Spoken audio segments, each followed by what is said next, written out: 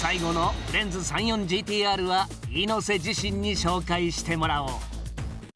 エンジンの仕様は、RB26 のスタンダードの 2.6 リッターのストロークでボアアップとかストロークアップせずに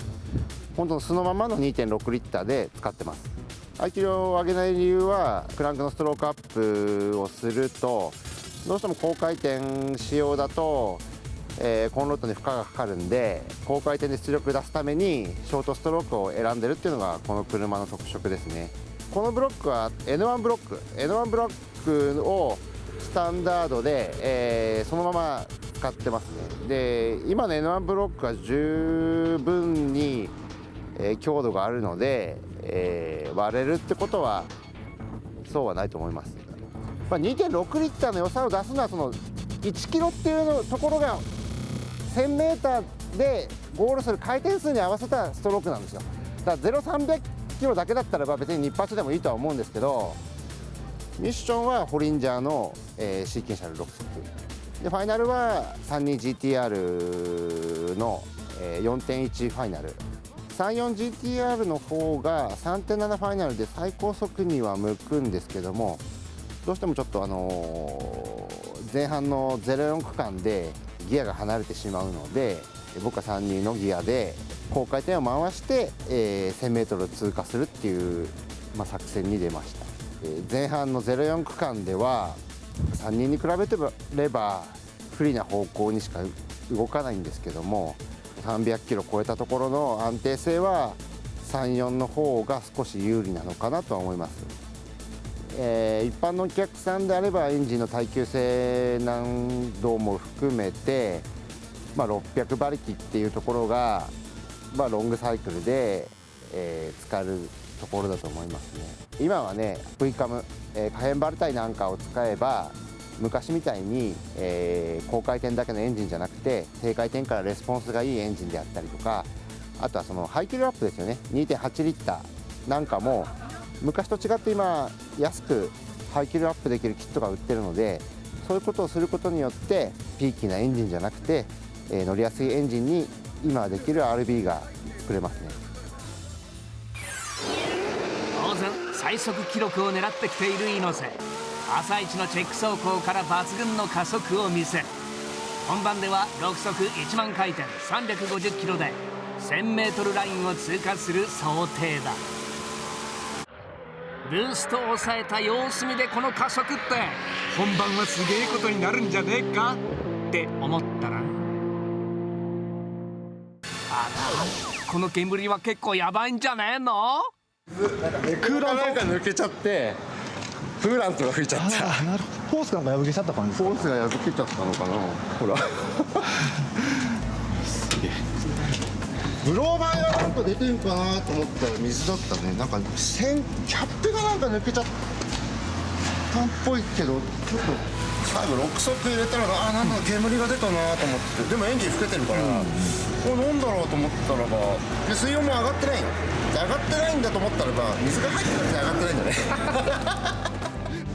クーラントが漏れたことでエンジンにもダメージが。結果 800m あたりまでしかまともに走れなかった記録となったが、それでこの数字は立派。では圧巻の加速をオンボードフルプレイでどうぞ。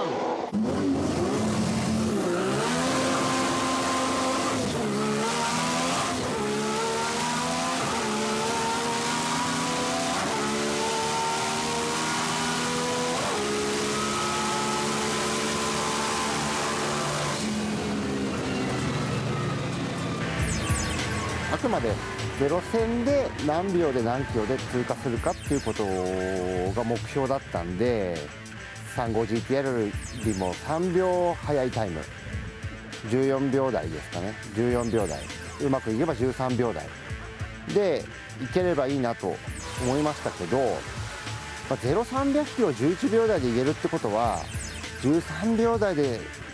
0線はいけるんじゃないんですか。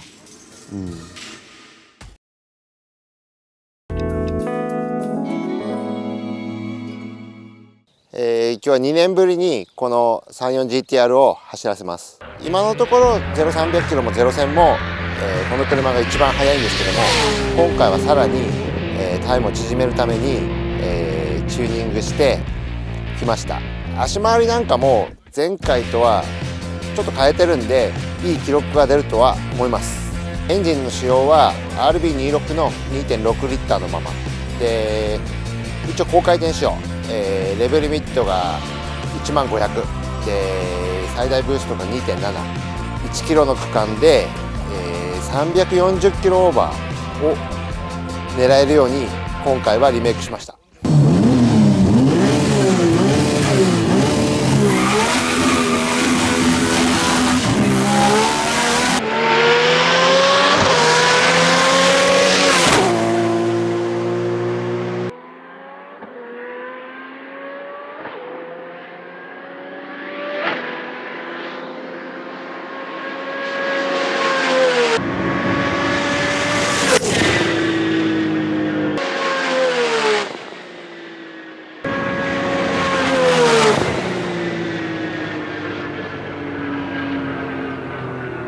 ドラしたフロントのこれでも肉になる、もう肉にもうほぼ近いところだったからよかったよね。4分のとこだったら分かっちゃうね。危ねえ。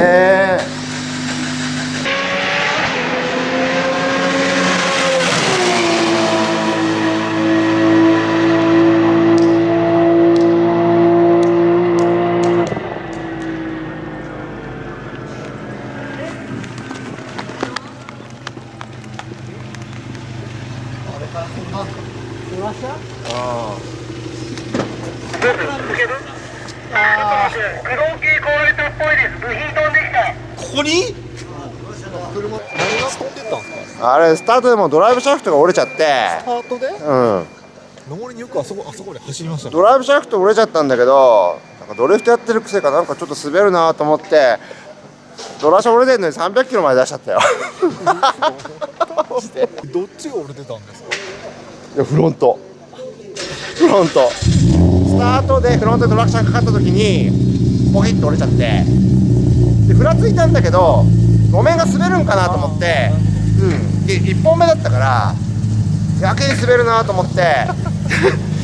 でゴールして U ターンする時にゴキゴキゴキって言ってあれこれ折れてるって思ってそこで初めて気づいた。そう初めて気づいて。